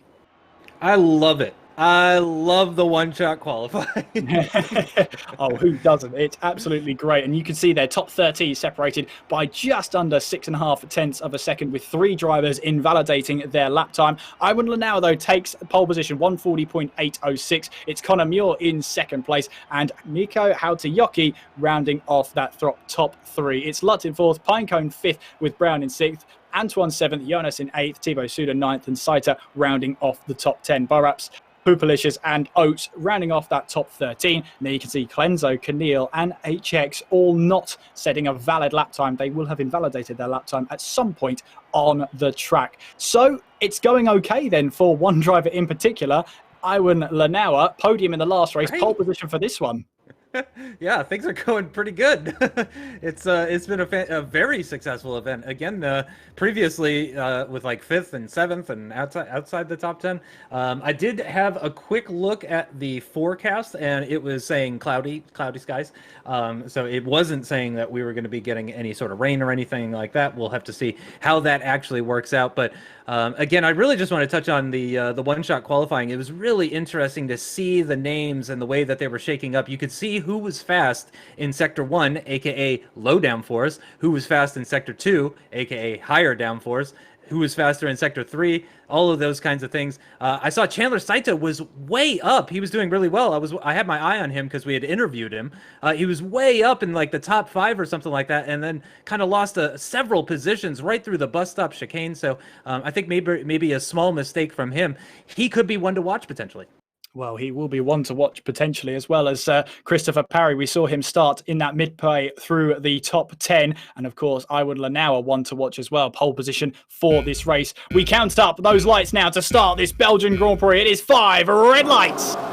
And we're racing at Spa. What are the starts like? Good start then from Lanawa and a great start there from Mikko Hautajoki. We're almost going 3 wide then, going in towards turn 1 for the very first time. As you can see, they're trying to file their way through, try and get there through as cleanly as possible. But Lanawa takes the lead, and Caden Lutt now goes all the way up into second place. There's a fantastic start from him as Conor Muir rounds off the top 3. We now make our way over the crest then, through Eau Rouge and over Radion as we make our way for the first time down the Kemmel Straight. And of course, Lanawa here will try and break the slipstream as much as possible. Everyone trying to get that slipstream towards Les Combes for the very first time, trying to file our way through once again through that left, right, left section, or right, left, right, whichever order you want to say it, as we now descend our way towards Bruxelles. As we can see there, it's Christopher Parry who tried to get a move done on Mikko Hautajoki. Meanwhile, we're seeing that Thibaut Suna is putting Jonas Rutten under a little pressure going through Bruxelles as we now go through X corner, onwards now towards the double left-hander off Huon. We have seen Zach Oates there, yellow flags in Sector 2. He's gone all the way down to 16th place. We'll try and see what happened to him earlier on in this race. But yeah, you can see he's all the way down the order now. Unfortunately, if we got that shot,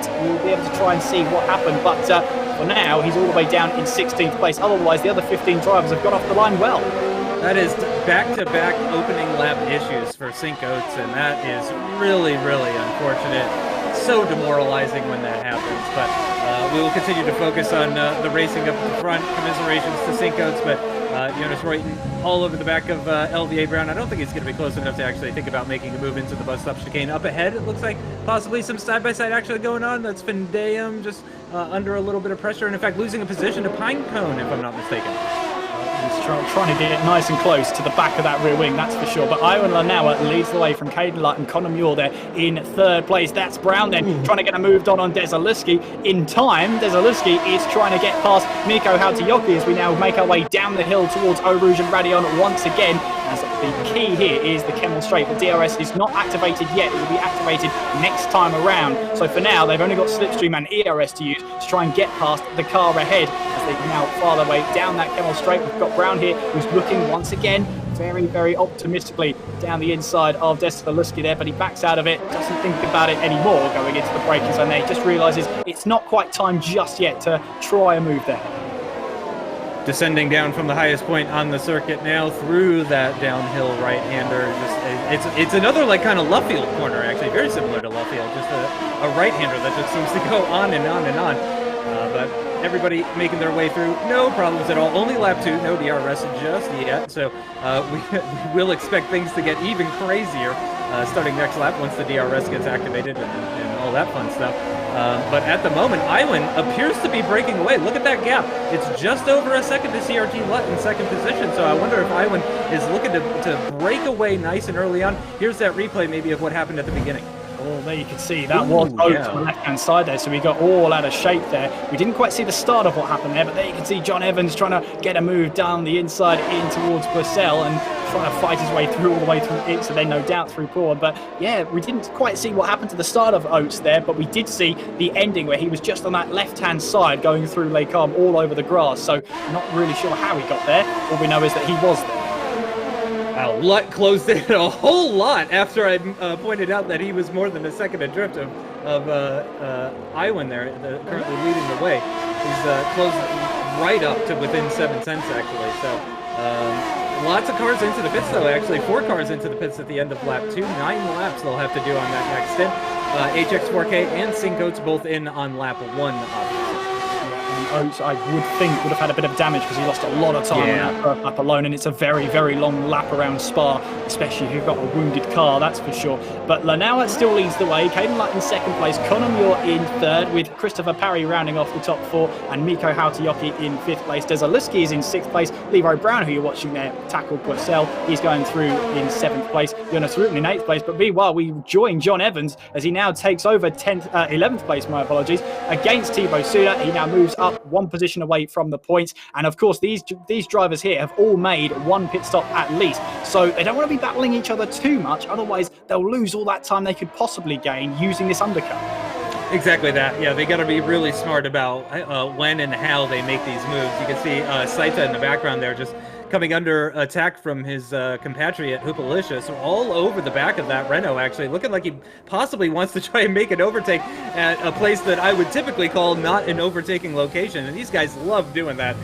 They love making me look like a fool and overtaking at places that I would normally say are not places that you would expect to see overtakes. Look at Hupalicious just climbing all over the back of Saita. He is on the soft compounded tires, whereas the Renault is on the medium, so that could explain the pace difference that we are seeing as we go on board with that Racing Point.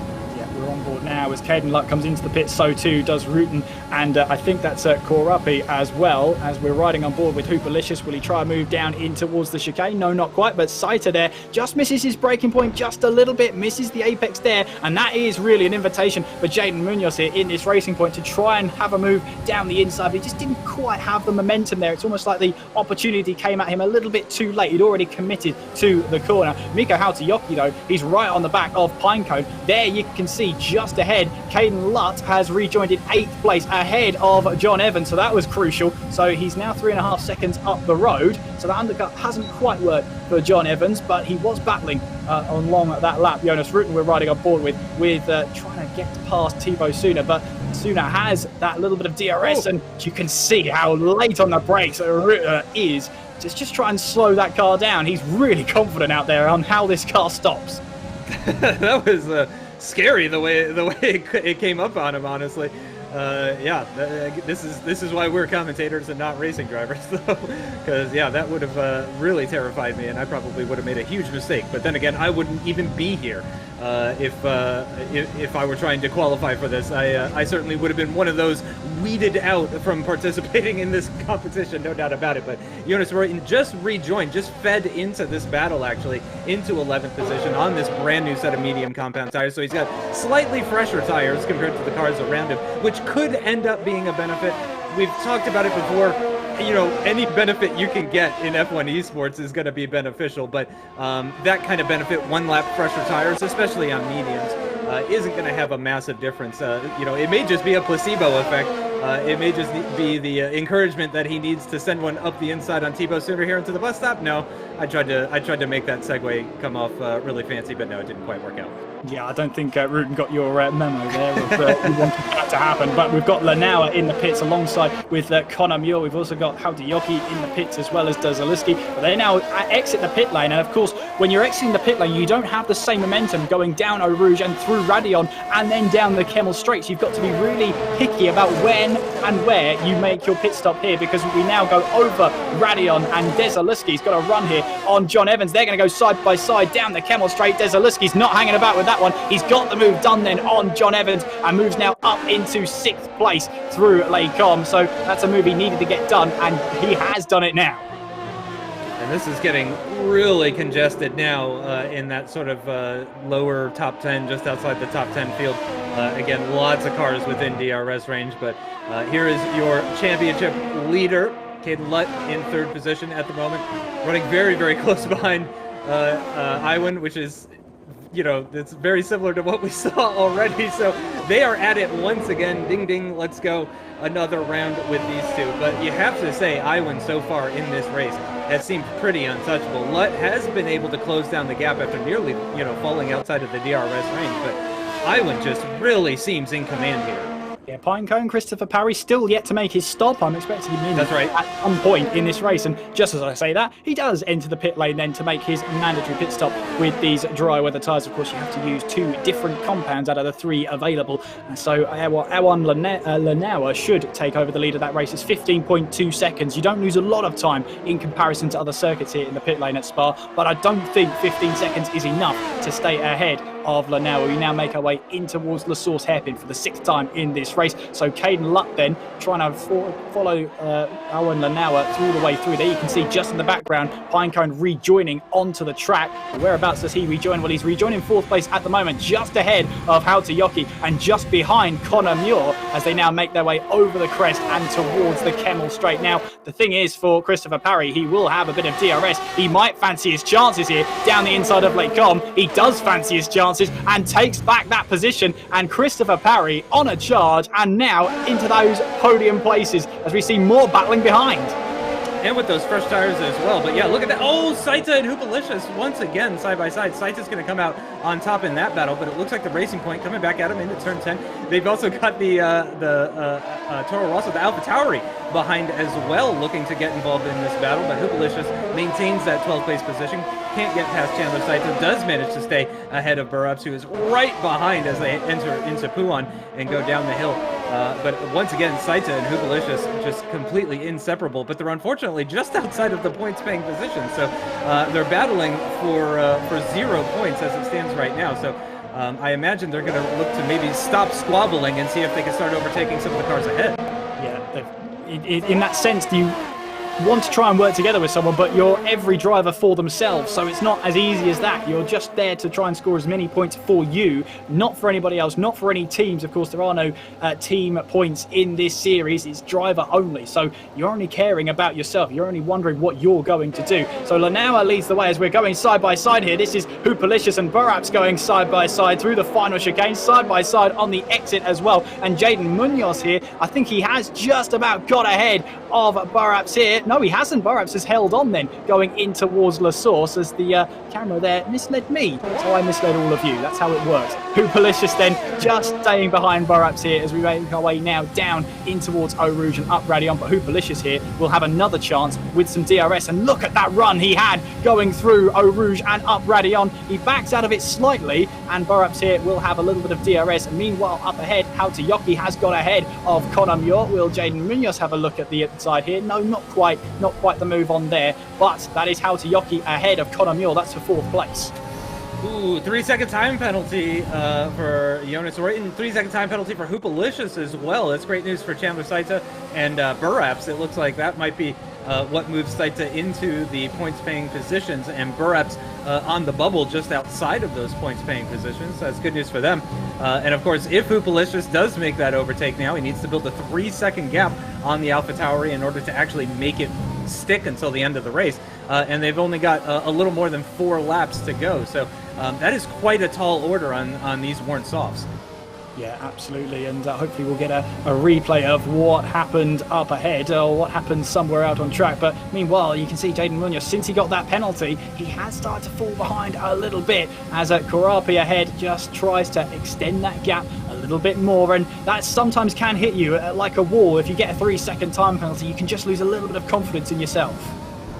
Yeah, it's so easy. Oh, that is very close for Burraps and Chandler Saita into the bus stop chicane. Sincoats picking up a 3-second time penalty. He is very much in last, though, so that's not a huge issue for him. Hoopalicious nearly losing the back end. We touched on that earlier. It's not just the rainy conditions that can cause the back end to get all squirrely on you. As we get a replay here, this is Antoine Desilewski. This was just a lap ago on lap 7, making his way through Eau Rouge and Radion and up onto the Kemmel Straight. And he's within DRS range here, so he would have picked up the DRS off of Findeum up ahead.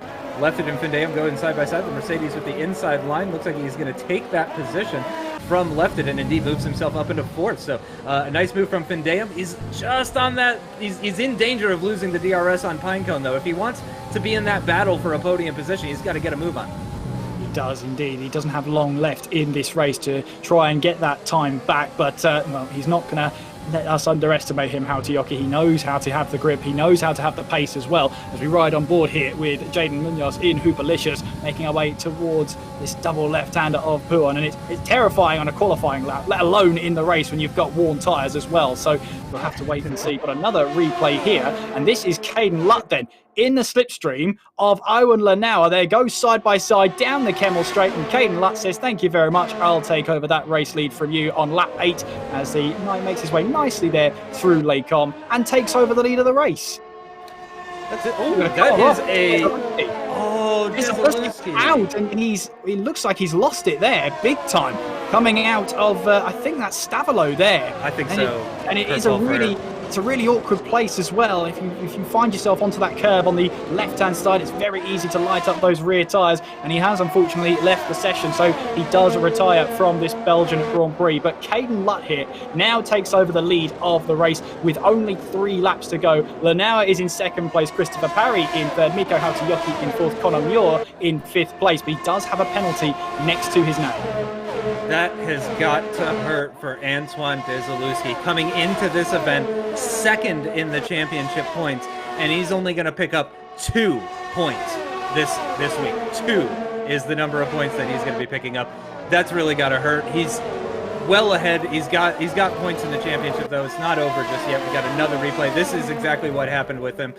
You can see he just kind of went straight. That looks like a mechanical issue, if you ask me. Wheel disconnection, something along those lines. He just went straight on into the wall, and really looked like he was just a passenger. So really unfortunate for him. It's going to be 2 championship points that he's coming away with this week. I think you can take it on the chin if it's a driver error. If it's a mistake you've made, you can try and move on from that. But when that did look like an equipment failure for him, when you just go straight on, there's absolutely nothing you can do to stop that car. That is so unfortunate for Desilowski, and from 6th place of the race, he has retired. But we've got 3 laps to go, 2 and a bit if you are picky. Caden Lutt leads the way by just over half a second from Owen Lanauer, and Caden Lutt looking to be the first repeat winner in the Xbox side of Esports Challengers. So we'll have to see how that goes over the next 17 or so kilometres. It would be pretty nuts if the third event was where we saw all of the repeat winners happen for this series. That would be pretty crazy. But yeah, just as a reminder for everybody, you can see on the left-hand side what tires everybody is running at the moment, how old those tires are as well. Again, Chandler Saita now into the top 10 thanks to Antoine Desilowski's retirement. But then also he's going to gain another position as a result of Jonas Reuten's 3-second time penalty. LVA Brown in 9th position is going to benefit from that one. And Burraps as well will now find himself with the championship points at the end of this race, if he's able to hold on to this position. But actually, he's looking to possibly double that points tally as he gets down to the end of the Kemmel Straight. Jonas Reuten going side by side with HX4K inside line for the Red Bull. Pretty straightforward maneuver there for him, actually.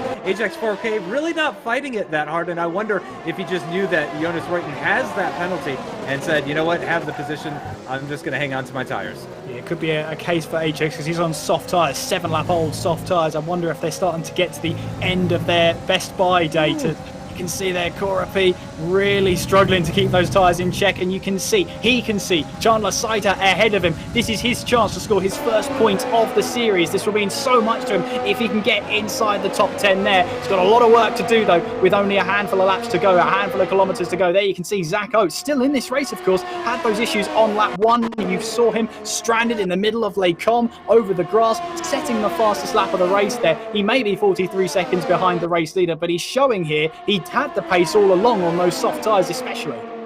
I believe that's a 2nd time penalty for Hoopalicious, picking up what is now 6 seconds worth of time penalties, which is unfortunate for him because actually, interestingly enough, the 3 Americans are running nose to tail with Saita, Burraps, and Hoopalicious. But unfortunately for Hoopalicious, it looks like only the 2 ahead of him are going to be picking up points. Oh, that's interesting. Into La Source. Lanauer's got the move done then, down in towards La Source for the 11th time. We are on to the final lap, and Hoopalicious has retired from the session. Over we go then, over the crest of Radion and down the Kemmel Straight. Will Caden Lutt have a run back here? He'll have the DRS this time around. Owen Lanauer there drops back down to 2nd place. Caden Lutt retakes the lead he had taken away from him at La Source hairpin, and he's now into the lead of this race. And Christopher Parry here looks on. He's up 2 positions from his qualifying position. He wants to make that up 3, and he'll want to go go back-to-back podium. He's looking for a move down the inside in towards Brazil. Side by side they run then. Was there a bit of contact? They're still running side by side as we make our way through X corner. You can see Lanauer has the inside line and Pinecone just can't quite find that way through. Another chance maybe. Surely not side by side through Bill, or no, surely not. We don't go. And Lanauer holds on to second place, but all that does is it's opened up the gap between the two of these drivers, and Caden Lutt up ahead. The gap's now 1.2 seconds between himself and Lanauer as we now make our way through the closing stages of this race, as we make our way through campus and then through Stavilo here. And well, Caden Lutt only has a couple of kilometers to go now to grab his second race win of the series. His last win came at the Chinese Grand Prix. That was round number 2, event number 1, all the way back in 2020. He could have a chance here to get himself onto that top step of the podium once again. He's only got the bus stop chicane to go. Lanauer and Christopher Parry will surely battle towards the line then. Who's going to get the better exit out of the two of these two? But meanwhile, Caden Lutt will get a great exit and make his way towards the line to take his second race win of F1 Esports Challengers. Lanauer, for the second time in 2 races, finishes in second place. Christopher Parry gets back-to-back podiums. This time it's a third place, and Mikko Hautajoki in fourth place. Thibaut Suna in fifth place, with Connor Muir dropping down to 6th place. Leroy Brown in 7th, John Evans in 8th, Chandler Saiter in 9th, and Jonas Rutten beaten at the line there to 10th place. And Andrew Korapi so close to his first points of the season, but 11th place for him, with Cadil in 12th, Clenzo 13th. And we're just waiting for the two drivers there, Clenzo and Oates, to make their way across the start-finish line. And now it's just Oates, and we've got about 20 seconds to wait till he gets to the line. But fair play to him, he could have left after the first lap if he really wanted to, but he stayed in this race, showed that level of commitment. There were 2 retirements around him, so he actually does finish in 14th place. But his second race win of the season, Caden Lutt, the series leader, just makes that gap to the top also ever so much bigger. What a race for him. Yeah, huge congrats to Caden Lutt. Absolutely well-deserved. One of the drivers of the series that we've had, no doubt about it. Fully deserves to be in the championship position that he finds himself in. So, yeah, congrats to him. Commiserations to Burraps, though. Just missing out on his first championship points. Congrats to Chandler Saiter, though, back-to-back points finishes today for Event 3. I imagine he's going to be happy about that one. But, again, the big story here, no doubt about it, is Caden Lutt becoming the second person to get 2 wins in the F1 Esports Challengers series. So, yeah, he really deserves that. He will continue to lead the championship after... Oh, I saw Tiamat Marduk in the background there. He will continue to lead the championship into event number 4.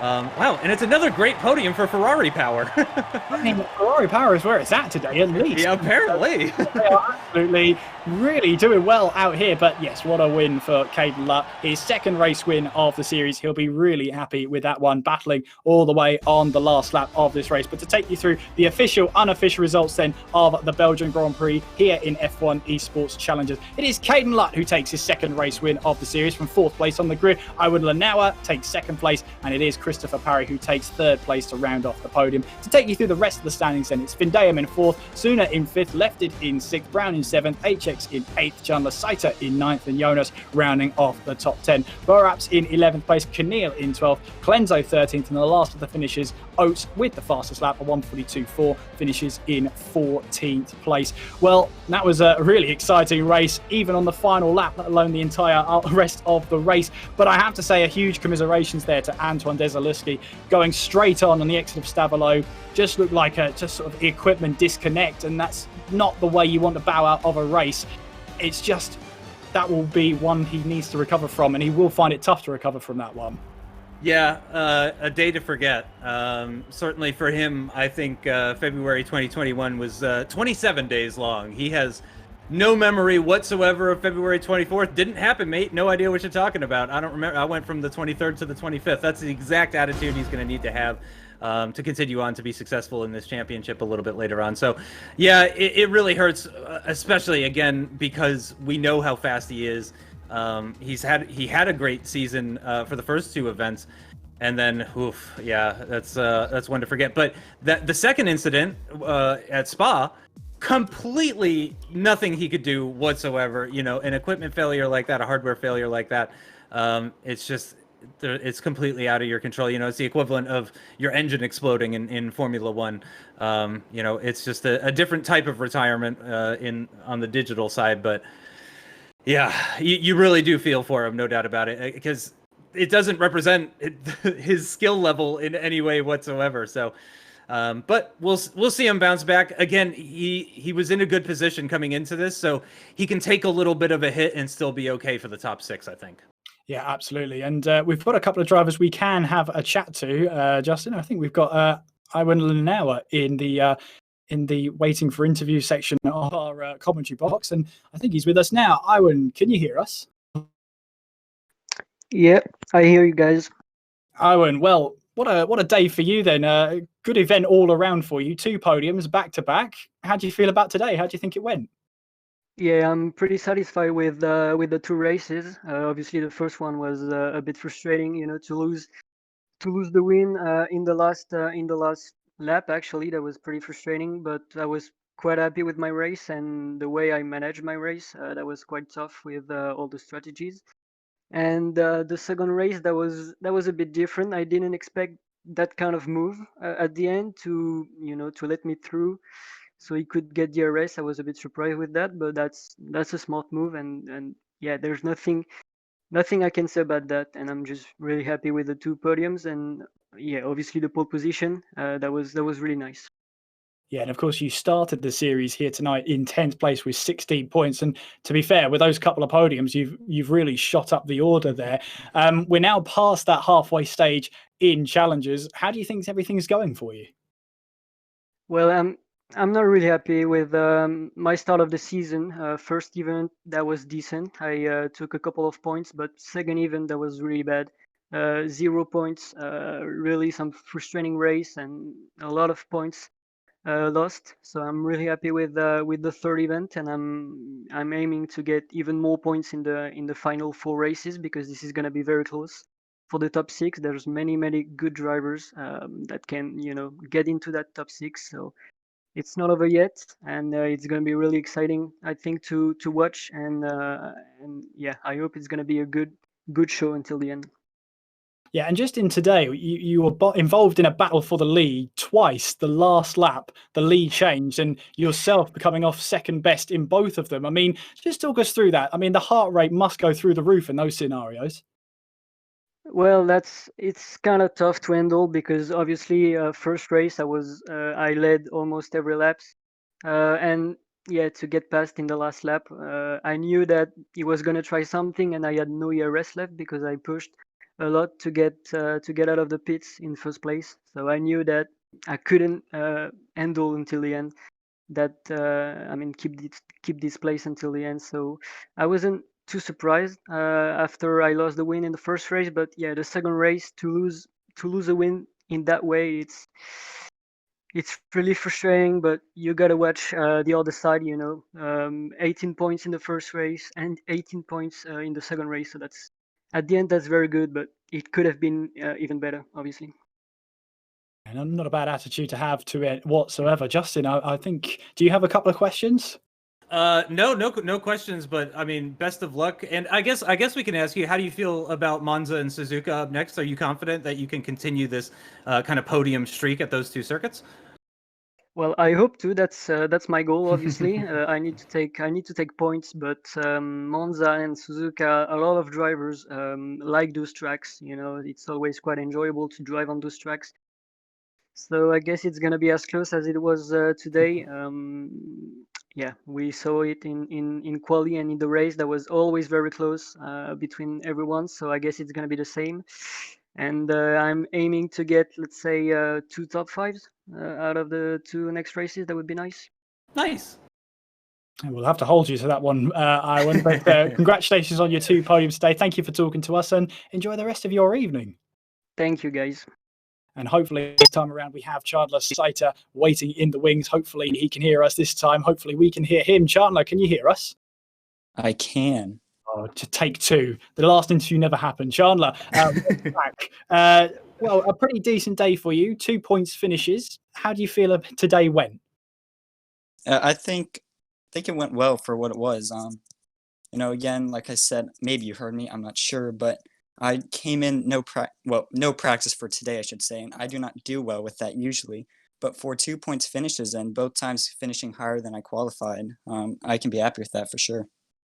Yeah, absolutely. And talk us through, I mean, we heard you briefly at Silverstone, but just talk us through how this day went, because it looked like it was pretty much action-packed wherever you were.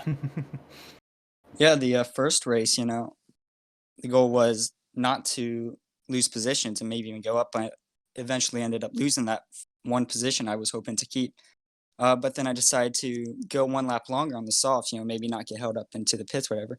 But as I did that, the moment I went past it, I thought I just made a big mistake. But it turns out actually I ended up gaining from it, and I was just able to hold position in the first race. And then the second race, the goal was again not to lose positions, and I don't think I did. But just I don't think it went as well as the first race. But in the end, I was able to capitalize on other people's races and what they did, and eventually finished one position higher than I did in quali. And we're beyond the halfway point in Challengers right now. How do you feel you're doing out there? How are you finding it? Oh, well, I would like to be doing better, of course, 6 points finishes now, but none of them have been for more than P7. So I would like more and better results, really. But I think for what it is, first time in the Challengers, I think I can be happy with what I'm doing so far. But again, like I said, I'd like a little bit more out of it.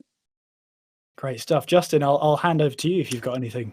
I actually do have a question, because I was watching you in that one-shot qualifying at Spa, and it looked like you were in the top 5 or so for much of that lap. And then right at the end at the bus stop chicane, you dropped down to like 10th or something like that. Did you have a problem on at the bus stop in the qualifying lap? I did make a pretty good mistake there, but honestly, I just made mistake after mistake after mistake throughout that lap. I was looking at my dash, and I was just seeing the position I was in go farther and farther and farther down. I was like, oh, this is not going to be good. And then I saw the worst position you could qualify, I think, in the grid, and I saw P10. I was like, oh, this is not going to be fun. Well, best of luck, obviously, in the next 2 events. Congratulations on some more championship points, and yeah, hopefully for your sake you can break into that top 6. Yep, thank you guys. Thank you. And thank you, Chandler. Great to speak to him for this second time lucky is the phrase, isn't it? They use? I'm pretty sure they use second time lucky. Why not? But yeah, it's great to hear from him at long last. And yeah, for him, he's looking okay right now. Yeah, he said it's his first time in Challengers. Just get 2 points on the board for him is a really good result. And he also pointed out that he finished higher than he qualified. So that's a plus in his book. Yeah, that's what I like to go for personally as well when I'm racing. If you can gain positions, then you've done a good job. If that's just the bare minimum that you're looking for, then absolutely.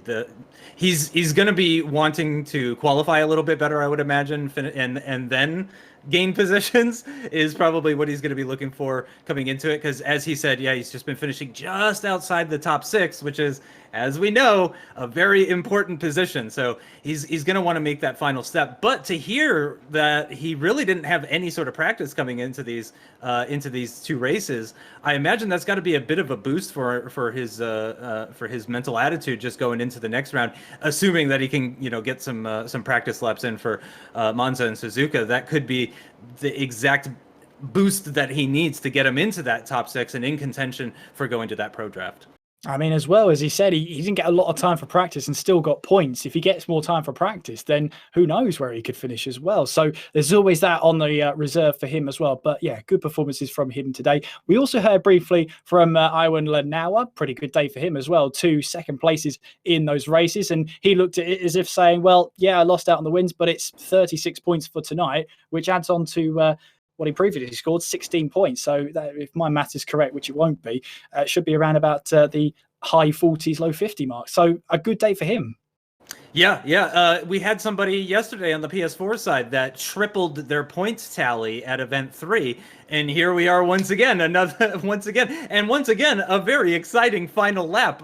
Several corners side by side. So I'm seeing a lot of parallels from the PS4 side to the Xbox side this week in particular for event 3. A lot of similarities going on. But Iwan like I said, he's actually slightly more than tripled it, because tripling would have been 48 points, and I believe he's now on 52 points. So yeah, he's done a little bit more than that. And of course, 52 points coming into this event would have been good enough for third in the standings. We'll have to see how that shakes out in just a little bit. Obviously, we'll get the official standings and all that kind of stuff, depending on how much steward inquiries there are and all of that kind of stuff. But a little bit later today, whether it's on stream or not, we will find out those standings. And I have a feeling he is going to be, in contention. You can't have two back-to-back podiums like that and not at least be in the fight for it. But I have a feeling he's going to be right in there in that top six. And as he said, from here on out, he just really needs to kind of continue that, and then he'll be in a great position to go to that pro draft and hopefully for him get picked by one of those teams. Caden Lutt then, obviously a second win for him on the board, looking to try and extend his lead at the top. Surely now it's a case of when he will secure top six rather than if he looks in fantastic form. Yeah, Timon first on PS4 side, Lutt now on the Xbox side. Who's going to emerge on the PC side as the new one to beat? Because, as soon as you pick up that second win, apparently, in the 2021 F1 Esports Series Challengers, it means that, you mean business. So I imagine it's very possible that we'll get somebody, because, of course, we have 4 different race winners on the PC side, just like we did for the other 2 platforms coming into this week. So there's like a 25% chance that we could get a repeat winner next week. So anything could happen is certainly what we've learned so far this season in Challengers. But Caden Lutt really deserves that second win. He's really been on it. He's a driver who in the past I've said is extremely quick and just needs to polish up a few rough edges. Well, it seems like he's been doing some polishing, because this guy is quick.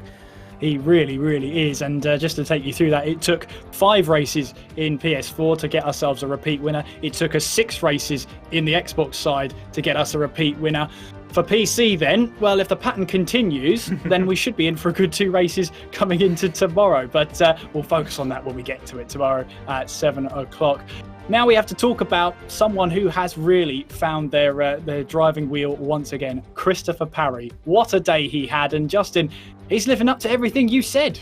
Yeah, finally. And I never lost faith. I always knew that he had the pace and the ability and stuff. But, maybe he's just a little bit further behind that journey of, polishing those rough edges compared to Caden Lutt. I mean, you have to, every driver has to go through this, identifying the weaknesses and improving yourself and finding time.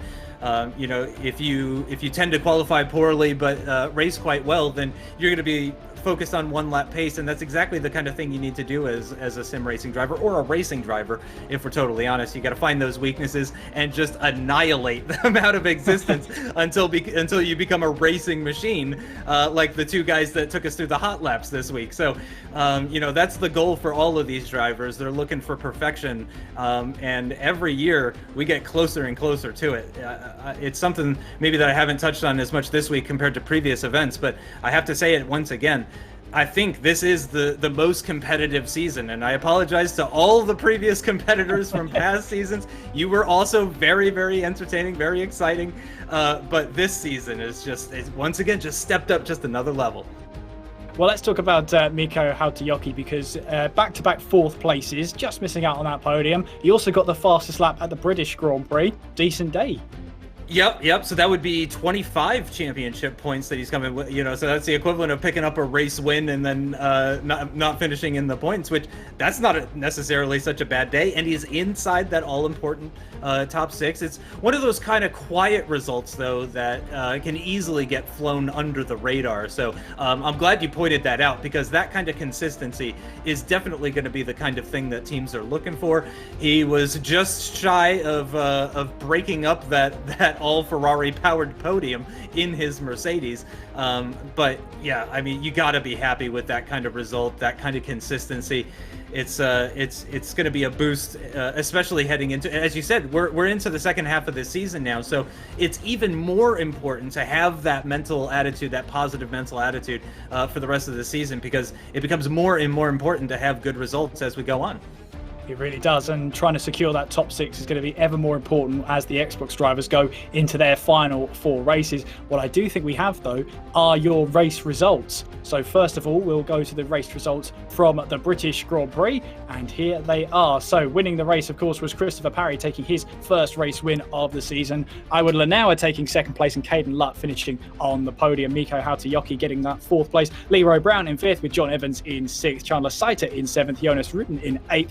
Antoine Desaluski in 9th place, and Sam McLean rounding off the top 10. Just to complete the order from the British Grand Prix was Jaden Munoz in 11th place, Connor Muir in 12th, Thibaut Suna in 13th, Kenneth Lindquist in 14th, Andrew Korapi in 15th, and Zach Oates finishing in 16th place. And to take you through the race you've just seen, which is the Belgian Grand Prix, here are the results from there. So Caden Lutt takes the win from Iwan Lenoir in 2nd place, and Christopher Parry finishing in 3rd place. A very familiar podium from today, especially. Miko Hautayoki in 4th place, with Thibaut Suna in 5th. Connor Muir in 6th, with Leroy Brown in 7th. John Evans in 8th. Chandler Saiter in 9th place. And Jonas Rutten rounds off the top 10. Taking you through the rest of the order, Andrew Korapi just missing out on his first points of the season in 11th. Kenneth Lindquist in 12th. Sam McLean in 13th place, Zach Oates in 14th, Jane Munoz and Antoine Desaluski not making the checkered flag. And of course, I'm not going to forget this. I would never, ever forget to do this, ever.